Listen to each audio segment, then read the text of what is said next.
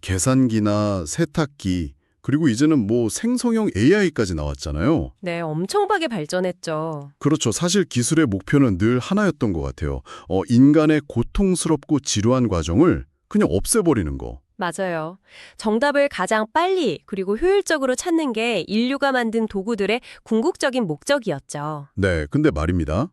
이게 모든 정답을 단 1초 만에 알려주는 기계 앞에서 우리가 아주 묘한 질문과 마주하게 되거든요. 묘한 질문이요? 네, 효율성이라는 측면에서 기계가 이미 우리를 완벽하게 압도했다면 대체 왜 우리는 여전히 고통스럽게 무언가를 배우고 막 뼈아프게 실패하고 스스로 생각해야 하는 걸까요? 아, 정말 뼈 때리는 질문이네요. 오늘 이 깊은 대화의 여정을 함께하고 계신 당신이라면 아마 한 번쯤은 일터나 일상에서 이런 기묘한 상실감이나 본질적인 의문을 느껴보셨을 겁니다. 맞습니다. 아주 날카롭고도 그 시의적절한 화두라고 생각해요. 그렇죠. 네, 방대한 데이터를 막 집어삼키고 눈 깜짝할 새 가장 매끄러운 정답을 도출해내는 게 AI잖아요. 완전 순식간이죠. 그러니까 그저 남이 만들어둔 지식을 암기하고 주어진 질문에 답을 찾는 능력은 더 이상 인간만의 무기가 될 수 없다는 겁니다. 그건 이제 철저히 기계의 영역이니까요. 그래서 오늘 저희가 준비한 자료의 산더미 속으로 한번 깊숙이 들어가 보려고 합니다. 네, 오늘 자료가 꽤 많죠? 맞아요. OECD랑 맥킨지 글로벌 보고서부터 시작해서 그 얀 아루 교수의 뇌과학 논문, 심리 탄성과 그릿에 대한 연구, 교육 현장 기사, 그리고 혁신가들의 프레젠테이션 자료까지 다 끌어모았습니다. 엄청난 양이네요. 네, 오늘 우리의 미션은 명확합니다. 기계가 결코 모방할 수 없는 오직 인간만이 가진 고유한 생존 알고리즘은 대체 무엇인가? 인간만의 생존 알고리즘. 네, 이걸 찾기 위해 하나씩 짚어보죠. 먼저 짚고 넘어가야 할 아주 근본적인 차이가 하나 자료에 나오잖아요. 네, 맞아요. 애초에 인간과 AI는 그 작동하는 방식 자체가 다르다는 건데 전문가님, 이게 정확히 어떤 의미인가요? 이건 시스템의 관점에서 보면 아주 이해하기 쉽습니다. 시스템이요? 네, 슬라이드 자료에 아주 잘 나와 있는데요.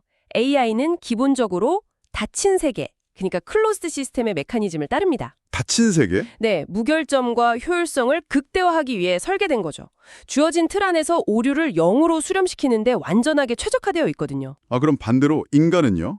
인간은 열린 세계, 즉 오픈 시스템의 메커니즘을 가집니다.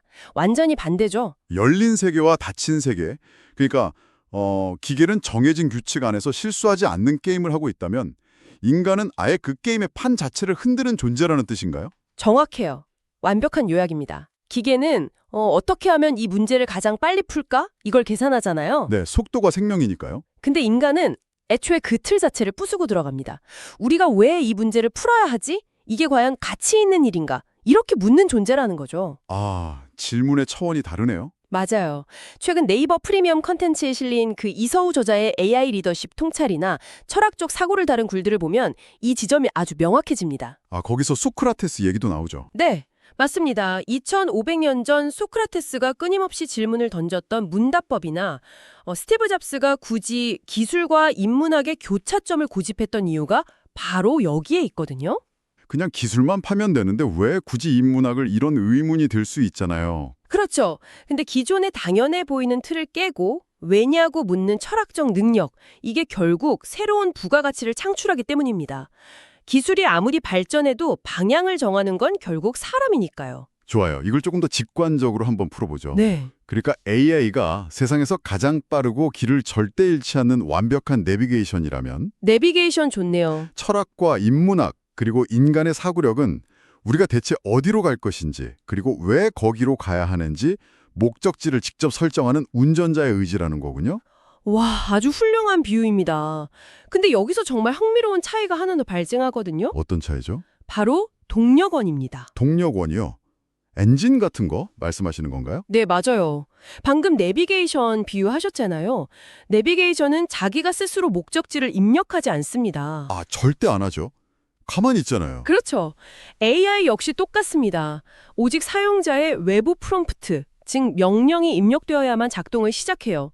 아무리 뛰어난 AI라도 아침에 스스로 일어나서 오늘은 양자역학의 슬픔에 대해 우울한 시를 한 편 써보고 싶군 이러면서 욕망하지 않는다는 겁니다. 아, 생각해보니까 진짜 그러네요. 욕망이 없어요. 반면에 인간은 다릅니다. 우리 내면에는 호기심, 결핍, 그리고 무언가를 이루고 싶다는 열망이라는 아주 독립적이고 강력한 동력원이 시동을 걸고 있죠. 결핍과 열망. 결국 정답을 뱉어내는 가치는 폭락하고 반대로 어떤 질문을 던질 것인가의 가치가 폭발하는 시대가 온 거네요. 맞습니다. 스탠퍼드대 폴킴 부학장의 한 조언도 딱 이 맥락이잖아요. 아, AI 시대의 교육은 답을 제시하는 게 아니라 근본적인 질문을 던질 수 있는 능력을 갖춰주는 거다, 이거요. 네, 김상균 교수가 AI를 그저 인간의 아이디어를 구현하는 유능한 비서일 뿐이라고 규정한 것도 결국 같은 이야기입니다. 맥킨지 글로벌 연구소나 OECD 보고서에서도 비슷한 얘기가 나오잖아요. 네, 아주 일관된 트렌드를 보여주죠. 그 사람과 AI가 함께 일하는 스킬 파트너십을 강조하면서 AI가 업무에 깊이 침투할수록 오히려 사람과 사람이 부딪히며 만들어내는 문제 해결력, 협업, 공감 능력, 이런 비인지적 스킬의 수요가 폭발적으로 증가하고 있다고 분석합니다. 아, 잠깐만요. 전문가님, 거기서 공감이라는 단어가 나왔는데 이쯤에서 제가 당신, 그러니까 지금 듣고 계신 청취자 여러분의 머릿속에 떠오를 법한 아주 예리한 반론을 하나 던져보겠습니다. 오, 기대되는데요? 해보시죠. 솔직히 요즘 AI 챗봇들 써보면 장난 아니거든요. 제 목소리 떨림이나 미세한 표정까지 카메라로 싹 분석해서 네, 감정 분석 기술이 엄청나죠. 분석해서 아주 다정하고 부드러운 목소리로 오늘 하루 정말 힘드셨군요. 제가 들어드릴게요 하고 위로의 말을 건넵니다. 깜짝 놀랄 때가 있죠. 그러니까요. 비즈니스 현장이나 가벼운 고객 응대 같은 상황에서는 솔직히 이 정도의 시뮬레이션된 공감만으로도 충분히 사람을 대체할 수 있는 거 아닐까요? 아, 이 질문이 대화의 수준을 한 단계 더 끌어올려주네요. 그렇죠. 네. 근데 기계가 완벽하게 다정한 문장을 출력해낸다고 해서 우리가 그걸 진짜 공감이라고 부를 수 있을까요? 가짜라는 건가요? 심리상담사나 교사 혹은 호스피스 병동에서 일하는 분들의 본질적인 역할을 들여다보면 답이 명확해집니다. 진정한 공감이란 타인의 고통을 데이터로 읽어내고 정답을 출력하는 행위가 아니에요. 그럼 뭐죠? 그건 그저 정보 처리일 뿐이죠. 공감의 본질은 상대방의 고통의 공간에 나라는 존재가 함께 잠기고 머무르는 겁니다. 아, 나라는 존재가 함께 머무른다. 뭔가 단순한 데이터 교환과는 무게감이 전혀 다른 느낌이네요. 완전히 다르죠. 기계의 위로는 결과론적인 텍스트의 출력일 뿐인데 거기에는 아주 결정적인 한 가지가 빠져 있습니다. 그게 뭔가요? 바로 나 역시 당신처럼 상처받을 수 있고 한계가 있는 유한한 존재라는 상호 취약성, 그리고 신뢰입니다. 상호 취약성이요? 네. 우리가 누군가의 진심 어린 위로에 눈물 흘리는 이유가 뭘까요? 그 사람의 문장력이 완벽해서일까요? 아니죠. 투박해도 진심이 느껴지니까 우는 거죠. 맞아요. 그 사람이 자신의 소중한 시간과 감정적 에너지를 소모하면서 체온을 나누고 나와 함께 이 무거운 고통을 짊어지겠다는 책임을 기꺼이 지기 때문입니다. 아, 듣고 보니 그렇네요. AI가 저한테 위로를 건넬 때 사실 걔는 잃을 게 없잖아요. 전혀 없죠. 상처받지도 않고 피곤해하지도 않고요. 맞습니다. 그래서 이게 책임의 문제로 넘어가면 윤리적 결단과도 직결됩니다. 트롤리 딜레마나 모랄 머신 프로젝트 같은 자료 보셨잖아요. 네, 그 자율주행차가 누구를 칠 것인가 하는 딜레마죠. 네, 의사가 환자의 유명 치료를 중단할지 결정해야 하는 순간이라던가 판사가 한 사람의 인생을 좌우할 판결을 내릴 때 이게 단순한 확률 계산기나 알고리즘이 할 수 있는 일일까요? 절대 아니죠. 거대한 사회적 도덕적 책임을 온몸으로 감당해야 하는 인간 고유의 결단이라는 겁니다. 시릴 샌드버그가 이런 말을 했죠. 기술은 빠르게 움직이지만 윤리는 시간이 걸리는 일이라고요. 와, 윤리는 시간이 걸린다. 명언이네요. 근데 도덕적 책임뿐만이 아니잖아요. 오알트 클라우드 분석 자료를 보면 그 창의성이나 상황 해석에 대한 부분도 마찬가지인 것 같아요. 맞아요. 창의성도 결국 의미를 만드는 과정이니까요. 네. 봉준호 감독의 영화 기생충에 보여준 그 기가 막힌 지하 공간과 저택의 상징성, 계급사회에 대한 메타포, 이런 건 단순히 전 세계 빈부격차 데이터를 때려 넣는다고 나오는 게 아니잖아요. 절대 안 나오죠. 한국 사회의 특유의 계급 역학과 공기에 대한 깊은 사회적 인식, 그리고 미적 직관이 있어야만 만들어지는 그 제롬 브루너가 말한 의미를 만드는 과정. 미닝 메이킹인 거죠. 정확합니다. 게다가 현장에서 변수가 터졌을 때 즉흥적으로 대응하는 소방관이나 배관공의 직관도 마찬가지예요. 아, 마이클 폴라니가 말한 암묵지 말씀하시는 거죠? 네, 데이터로 계량할 수 없는 인간의 육체적 공간적 맥락이 묻어있는 거거든요. 의미를 만들고 현장의 맥락을 해석하는 건 철저히 살아 숨쉬는 인간의 몫입니다. 자, 그럼 이 흐름을 타서 진짜 흥미로운 이야기로 넘어가 보죠. 좋습니다. 창의성이라고 하면 다들 그냥 멋진 결과물만 생각하기 쉬운데 사실 그 안에서 벌어지는 내부 과정에 대한 아주 놀라운 연구 결과가 있습니다. 아, 그 논문 말씀하시는 거군요. 네, 저는 이번 자료들 중에서 얀 아루, 그 제안 아루 교수의 AI와 창의성 관련 뇌과학 논문을 읽고 정말 머리를 한 대 세게 맞은 기분이었어요. 아류 교수의 아카이브 논문은 진짜 인간과 AI의 창의성을 과정과 경험이라는 측면에서 아주 완벽하게 해부해냈죠. 많은 분들이 이렇게 오해하거든요. 어떻게 오해하죠? AI가 소설도 기가 막히게 쓰고 그림도 미친 듯이 잘 그리는데 그럼 AI도 창의적인 거 아니야? 하고요. 결과물만 보면 충분히 그렇게 착각할 만하죠. 그렇죠. 하지만 내부를 들여다보면 작동 방식이 완전히 다릅니다. AI의 핵심 기술인 트랜스포머 아키텍처는 기본적으로 입력에서 출력으로 한 방향으로만 흐르는 단방향 구조를 가지고 있어요. 한 방향으로만요? 네.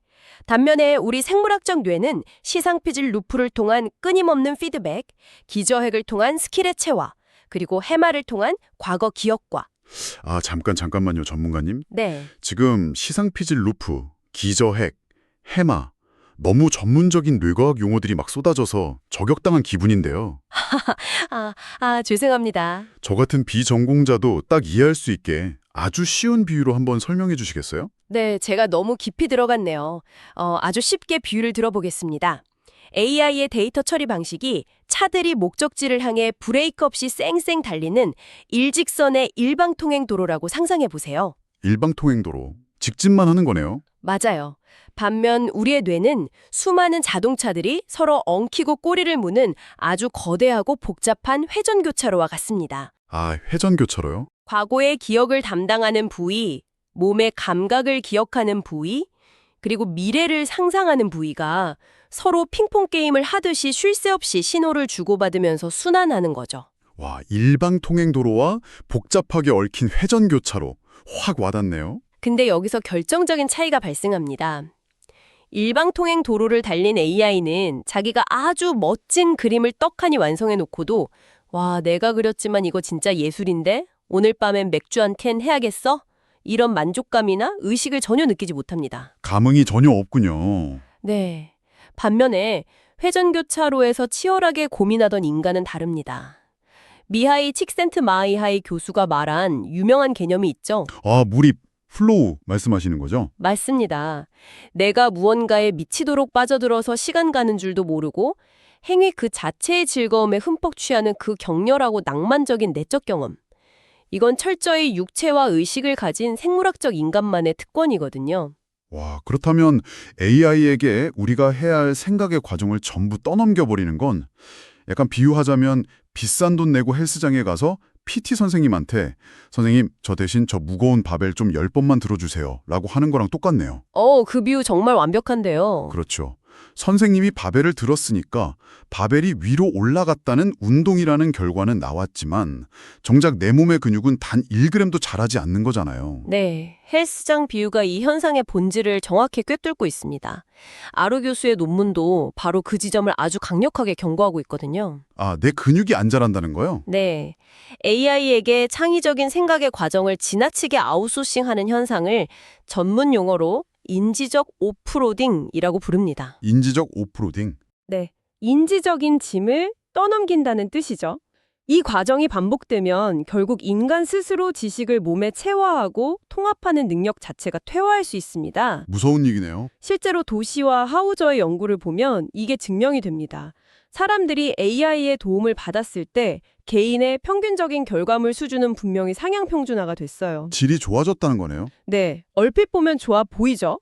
하지만 집단 전체의 관점에서 분석해 보니까 아이디어의 고유한 다양성이 심각하게 훼손되고 결국 비슷비슷한 결과물들만 쏟아져 나오는 회귀로야상이 발생했습니다. 아, 내가 끙끙 앓으면서 고민하는 시간이 사라지니까 결국 남들과 똑같은 사람이 되어버린다는 거군요. 맞습니다. 자료에 등장한 아인슈타인이나 장항준 감독의 사례가 딱 이 회귀로화를 부수고 자기만의 몰입을 쟁취한 분들이네요. 네, 그 사례들이 아주 적절하죠. 아인슈타인은 당시에 정형화된 암기식 교육에 저항하다가 결국 스위스 특허청 서기로 일하게 되잖아요. 그랬죠. 근데 오히려 그 고독하고 단절된 공간에서 남들이 정해놓은 트렌드가 아니라 자기 내면의 깊은 상상력에 몰입해서 그 엄청난 상대성 이론을 구상했습니다. 맞아요. 장항준 감독 역시 어떤가요? 데이터가 예측하는 시장의 트렌드나 타인의 평가에 휩쓸리지 않고 오직 자신이 매료된 창작 과정 그 자체의 즐거움에 끝까지 몰입했기 때문에 독창적인 대중문화를 선도할 수 있었잖아요. 정확합니다. 외부의 보상이나 데이터가 지시하는 최적의 확률에 끌려다니는 게 아니라 그 행위 자체가 주는 순수한 기쁨 때문에 깊이 침잠하는 거. 그 자발적 호기심과 무모한 몰입이야말로 AI가 절대 계산해낼 수 없는 독창성의 진짜 원천입니다. 예, 그리고 그 과정에서 우리가 필연적으로 마줘야 하는 그것, 바로 마찰과 실패입니다. 아, 실패와 마찰. 네, 핵심이죠. AI의 존재 이유 중 하나가 바로 이 마찰을 완벽하게 없애는 거잖아요. 그렇죠. 귀찮은 걸 다 해주니까요. 네.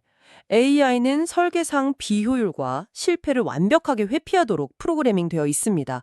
하지만 인간이라는 유기체는 완전히 반대거든요. 반대라고요? 우리는 오히려 그 고통스럽고 껄끄러운 마찰을 직접 뚫고 지나가면서 직관을 얻고 맷집을 키우고 성장합니다. 심리학에서는 이 인간만의 고유한 힘을 인지적 그릿, 그리고 회복 탄력성이라고 부르죠. 회복 탄력성에 대한 심리학 자료 중에 그 에미 워너가 진행했던 하와이 카와이 섬 종단 연구. 저는 이거 읽으면서 정말 한 편의 영화 같더라고요. 아, 그 연구 정말 감동적이죠. 네, 1955년에 태어난 아이들 중에서도 극심한 빈곤, 부모의 알코올 중독이나 이혼 같은 최악의 고위험군 환경에서 자란 아이들을 무려 수십 년간 추적 관찰했잖아요. 맞습니다. 당연히 모두 비행 청소년이 되거나 실패할 거라고 예측했는데 놀랍게도 그중 3분의 1은 아주 건강하고 성숙한 어른으로 훌륭하게 자라났습니다. 운명을 뒤바꾼 그 차이가 대체 뭐였나요? 단 한 명의 어른이었습니다. 단 한 명이요? 네. 조건 없이 온전히 자신을 믿어주고 어떤 실패를 하더라도 기댈 수 있는 언덕이 되어준 단 한 사람. 그 관계가 아이의 내면에 쓰러져도 다시 일어날 수 있는 회복 탄력성의 근육을 꽃피우게 한 겁니다. 와, 뭉클하네요. 이건 캐럴 드웩 교수가 말한 성장형 사고방식과도 딱 맥이 닿아 있어요. 좌절이나 실패를 끝이 아니라 성장의 기회로 재해석하는 내면의 힘 말입니다. 안젤라 더크워스의 그릿에 대한 그 초등학생 코칭 연구도 생각나네요. 네, 장기적 목표를 향한 열정과 끈기죠. 맞아요.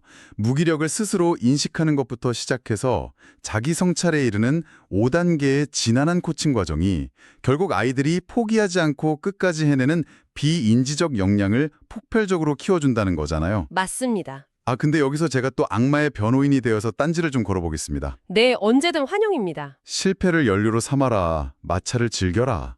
아, 이거 다 좋은 말입니다.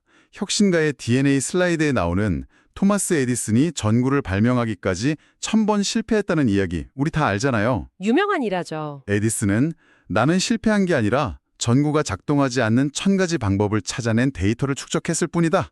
라고 멋지게 말했습니다. 네, 아주 그릿이 넘치는 태도죠. 근데 전문가님, 솔직히 냉혹한 현대 비즈니스 현장에서 직원이 1000번 실패할 때까지 기다려줄 리드가 과연 몇이나 될까요? 그냥 AI 프롬프트 딱 입력해서 1초 만에 오류 없는 정답을 가져오는 직원을 100대, 1000배 선호하지 않을까요? 와, 아주 현실적이고 예리한 지적입니다. 단기적인 효율성과 실적만 놓고 보면 당연히 AI가 우월하죠. 그렇죠. 당장 내일이 마감인데 1000번 실패하고 있으면 안 되잖아요. 하지만 혁신이라는 건 단거리 스프린트가 아니라 마라톤이거든요. 기계라면 애초에 피했어야 할 그 1000번의 비효율적인 마찰을 몸소 견뎌냈기 때문에 에디슨은 단순한 정답을 넘어 세상을 밝히는 혁신을 이룰 수 있었습니다. 마이클 조던 사례를 한번 볼까요? 농구 황제 마이클 조던이요.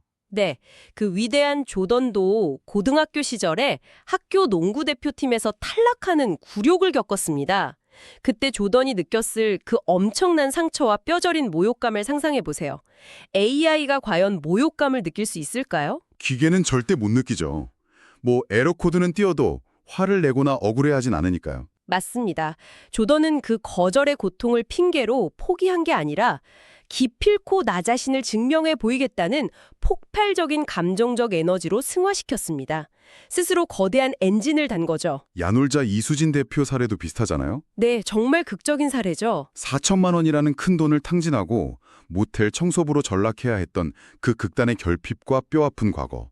보통 사람이라면 그저 숨기고 싶은 불행한 과거였겠지만 그는 그 생생한 바닥의 경험을 통해 숙박업 현장의 비효율을 완벽하게 파악하는 시장 이해의 뼈대로 만들었잖아요. 바로 그겁니다.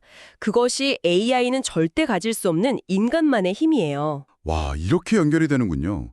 기계는 마찰이 없는 아주 쉬운 정답을 내놓는 데 특화되어 있지만 인간은 도리어 그 마찰과 상처 자체를 성장과 도약의 거대한 에너지로 써버린다. 완벽한 정리입니다. 그렇다면 이걸 더 큰 관점에서 보면요. 앞으로 우리가 일하는 방식이나 리더십, 그리고 교육의 패러다임이 완전히 뒤집혀야 한다는 뜻이네요. 정확히 보셨습니다. 과거에는 정답을 빨리 찾고 실패를 처벌하는 사람이 리더였다면 이제 AI 시대의 리더와 교육자는 큐레이터가 되어야 합니다. 정답 자판기가 아니라 큐레이터요. 네, 뿔뿔이 흩어진 사람들의 맥락을 연결하고 심리적 안정감을 제공해서 팀원들이나 아이들이 마음껏 도전하고 시원하게 실패하며 마찰을 경험하도록 독려하는 판을 깔아주는 거죠. 실패할 자유를 주는 거군요. 맞아요. AI가 초고속 정보 처리로 아주 훌륭한 초안을 만들어주면 인간은 그 초안을 비판적으로 수용하고 현장의 맥락을 덧입혀서 최종 결과에 대한 도덕적 책임을 지는 것. 아, 역할 분담이 확실하네요. 네. 이것이 바로 기계와 인간이 함께 공존하는 공동지능, 코인텔리전스의 가장 이상적인 청세진이라고 할 수 있습니다. 네, 이제 오늘 우리가 쉼없이 파헤쳐온 이야기들의 조각을 하나로 맞춰볼 시간입니다. AI가 그 어떤 시대보다 정답을 완벽하게 지배하는 시대가 왔습니다. 지식의 양, 그리고 그 지식을 무결점 상태로 처리하는 효율성의 타이틀은 이미 기계에게 기꺼이 넘겨질 때가 됐죠. 미련 없이 넘겨줘야죠. 네. 하지만 기계는 단지 우주에서 가장 많이 아는 존재일 뿐입니다. 우리 인간은 기계보다 덜 똑똑할진 몰라도 훨씬 더 깊이 열망하는 존재거든요. 그렇습니다. 그 얄팍한 정답들에 머물지 않고 끊임없이 왜냐고 묻는 철학적 사유, 타인의 상처에 함께 머물며 책임을 나누어지는 공감 능력, 피 흘리는 실패를 두려워하지 않고 오히려 그 상처를 로켓의 연료로 써버리는 회복 탄력성, 네. 그리고 그 누가 알아주지 않아도 내가 사랑하는 일에 시간과 영혼을 갈아 넣으며 흠뻑 빠져드는 그 뜨거운 몰입의 순간들. 이 모든 것들은 결코 0과 1의 알고리즘으로 치환되거나 복제될 수 없는 오직 인간만이 가진 눈부신 승리 공식입니다. 오늘 이 긴 대화의 끝에서 당신, 그러니까 지금 이 방송을 듣고 계신 청취자 여러분께 아주 도발적인 상상 하나를 던지며 마무리하고 싶습니다. 만약 머지않은 미래에 정말 완벽한 AI가 등장해서 당신의 삶을 구원한다고 상상해 보세요. 삶을 구원한다고요? 네. 골치 아픈 스케줄 관리, 막막한 기획서 쓰기, 복잡한 세금 계산부터 심지어 인간관계의 스트레스까지 당신의 일상 속 모든 마찰과 불편함을 AI가 마법처럼 완벽하게 제거해 줍니다. 모든 불편함이 사라진 세상이네요. 그렇죠. 마치 고성능 엑스레이가 부러진 뼈를 단번에 짚어내듯 삶의 모든 난제를 아주 선명하고 깔끔한 정답으로 해결해 줍니다. 우리가 더 이상 삶이라는 체육관에서 무거운 바벨을 힘겹게 들어올릴 필요가 없는 영원히 평온한 세상이 온다면 말이죠. 맞습니다. 그런 세상이 온다면 과연 우리 내면에 숨겨진 그립과 회복 탄력성이라는 위대한 근육은 영원히 사용할 일이 없어 그대로 퇴화해버리고 말까요? 아니면 인간은 그 본성상 모든 것이 너무 완벽해서 견딜 수 없는 그 권태를 박차고 나와서 지금껏 단 한 번도 상상조차 하지 못했던 차원 높은 새로운 종류의 마찰과 철학적 고난을 기꺼이 스스로 찾아 나서게 될까요? 정말 깊은 여운을 남기는 질문이네요. 모든 정답이 1초 만에 주어지는 너무나도 쉬워진 시대. 지금 듣고 계신 당신이 스스로 기꺼이 선택할 어려움은 과연 무엇입니까? 오늘 저희가 준비한 이 깊은 이야기는 여기까지입니다. 당신의 삶에서 빛나고 있는 그 거칠고 아름다운 마찰들을 진심으로 응원합니다. 지금까지 이 깊은 탐구를 함께 해주셔서 감사합니다.